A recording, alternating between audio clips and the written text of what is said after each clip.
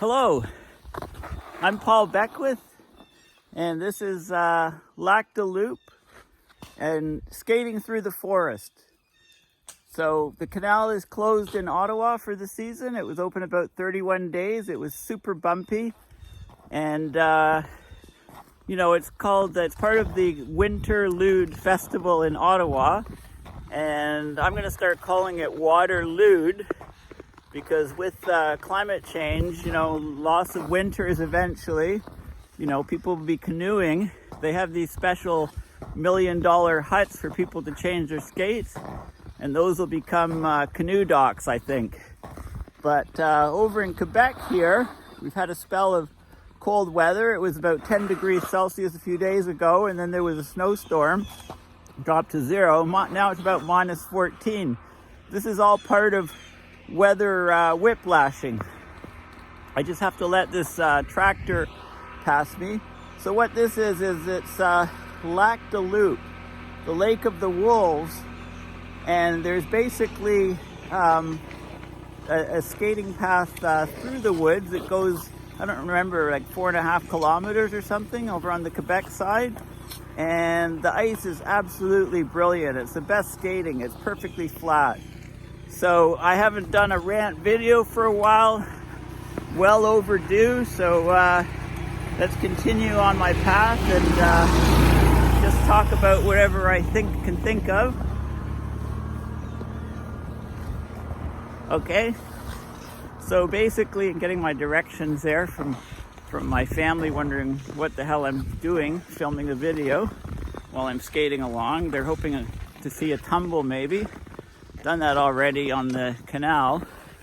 So as you notice, if you follow my channel, you've noticed I posted a bunch of videos last night on the coronavirus and climate change connection. So I think I may as well talk about that, just sort of in the way of a summary. Some people have suggested that I do a couple short videos, 1 or 2 minutes, along with my 15-minute videos to just talk about the key important things instead of rambling on. But anyway, this is great exercise.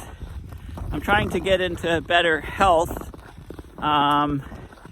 sleep better, exercise more, and there's nothing that concentrates the mind and reminds us of our mortality when there's a death in the family. So it's been a tough couple weeks. My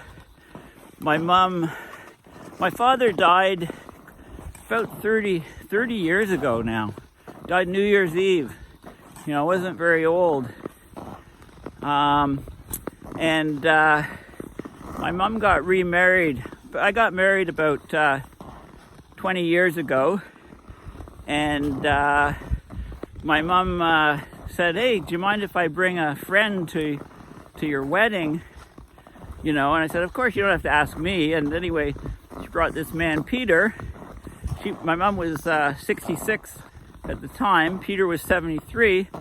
And about a month or two later, they announced, "Hey, I sold my house," she said, and he sold his house.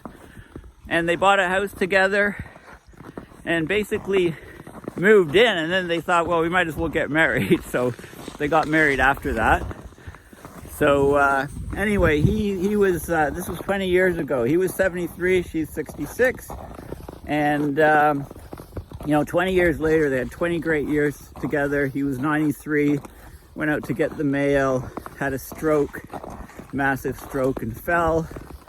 And they did a brain scan. And unfortunately, the stroke had knocked out about a third to a half of his brain. So it was there was just no chance for him. And we were all there. The family was all there in the hospital, and he died a couple of days later. And it brought me right back to being in the hospital with my dad. But anyway, these things, 93, good long life, and you can't really knock that. Now I have a decision to make. I haven't been following where they've been going. Oh, there they are. Okay, just keep going.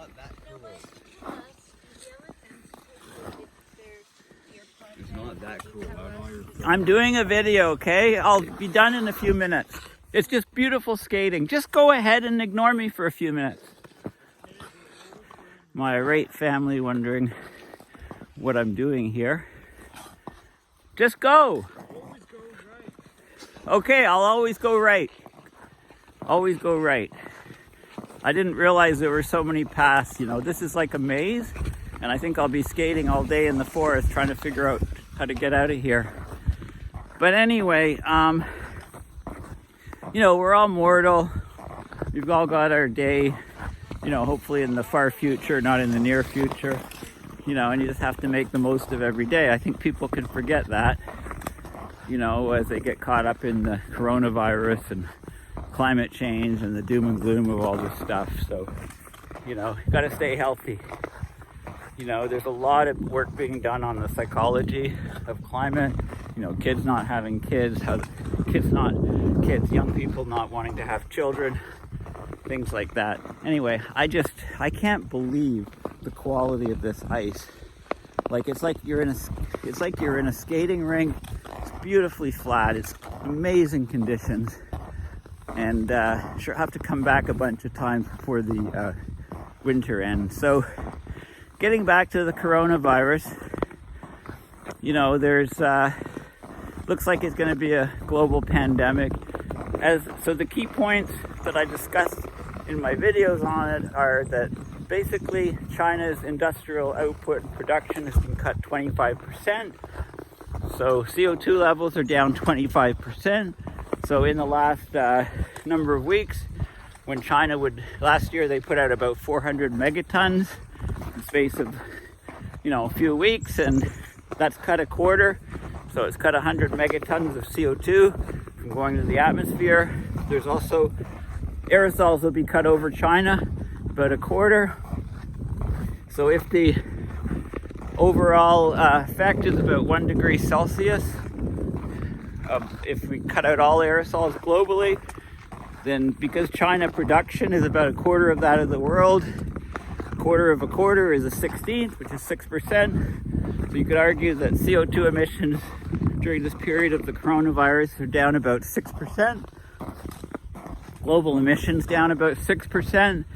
So if everything stopped, right, or the aerosols down 6%, so if industry stopped and it meant a 1 degree temperature rise, then you could argue that the coronavirus is causing a 0.06 increase in degrees Celsius increase in temperature globally, or about 0.25 degrees Celsius increase in temperature locally over China. And also with air traffic way down, you know, 50 to 70% over China, that will reduce the contrails over China, right? The vapor trails from the aircraft. Those vapor trails, they block some of the sunlight coming in, and they also block some of the heat going out at night. So blocking the sun coming in during the day means that the daily temperatures over China will be slightly higher, and not blocking heat escaping at night means more heat escapes at night, and the daily lows will be lower. Okay, so the daily temperature range, the DTR or diurnal temperature range, will actually increase. How much? Well, for 9/11, planes didn't fly over North America for 3 days, and there were a number of studies, and the daily temperature range actually increased up to about 1.1 degrees Celsius because of the lack of contrails from no planes flying. So not only are the emissions from planes not flying and cars not driving and people sort of staying in place, you know, you have this expansion of the daily temperature range. So there's definite impacts of the virus, and you know, if the virus really spreads around the world, becomes a pandemic, like for example, the 1918 influenza, called the Spanish flu or Spanish lady, some people called it. it killed 50 to 100 million people. It infected a huge percentage of the global population, maybe a half, something like that. If this pandemic does that, or this, they call it local epidemics in different countries. The World Health Organization, WHO, has not really called it a global pandemic yet, but I think they're getting pretty close. Then it will definitely have an impact in the short term. Well, short term, depending on how long it takes for things to play out. Now, some pandemics just kind of vanish, and we don't know why. We can always hope that happens. And this coronavirus is like in the sweet spot, I guess, because if a virus is too deadly, then people get it, they get sick right away, they die within a week or two. They're not able to spread it that much. So the deadlier the virus, the harder it is for it to actually spread. Now, when you talk about the seasonal flu, for example, the death rate is about, or mortality rate they call it, is about 0.1%, versus what they think for the coronavirus is about 2.3% at the moment. But the coronavirus could actually be a lot less than 2.3%, because a lot of people can be infected and show no symptoms, so those people would never be counted in the numbers.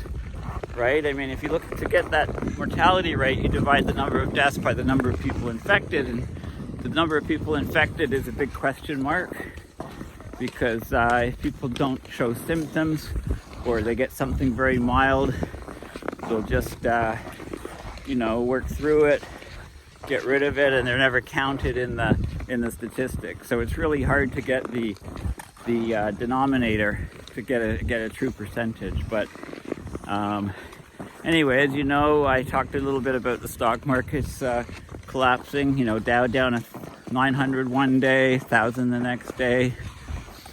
Another 1,000. It's dropped over 10%, well into correction territory in just a few days.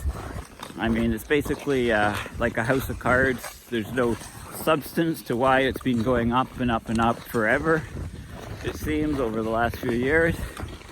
And of course, Trump's starting to be concerned about the coronavirus, trying to downplay it, saying it's a hoax, etc. I mean, absolutely ridiculous. Another Chinese hoax, right? Just like climate change. Yeah, we'll see how that works out. Anyway, this virus is going to be a huge test of the resilience of health systems in countries around the planet. And I just don't think, the U.S. system, where people are going to have to pay large amounts of money to be tested. A lot of people will choose not to be tested, so they won't be counted in the numbers. So, there's a lot of things that are being studied about this virus. The R0, how many people it spreads to from one person. That number is between about 2 to 3, it's thought. And there's all kinds of other factors that are in play. It's very rapidly changing thing, and there's lots of companies that are really working hard now to come out with some sort of vaccine. And people have been working on sort of a universal vaccine for the flu for a long period of time. Some people say it's just a normal flu, but that's not the case, obviously. The mortality rate does seem to be a lot higher, and the way it spreads seems to be higher, and the incubation period, thought to be 2 weeks or so, up to 2 weeks, a day to 2 weeks. Some people have been quarantined, and they get it after about 18, 19 days. So there's a lot of this sort of stuff going on. So anyway, thanks for listening.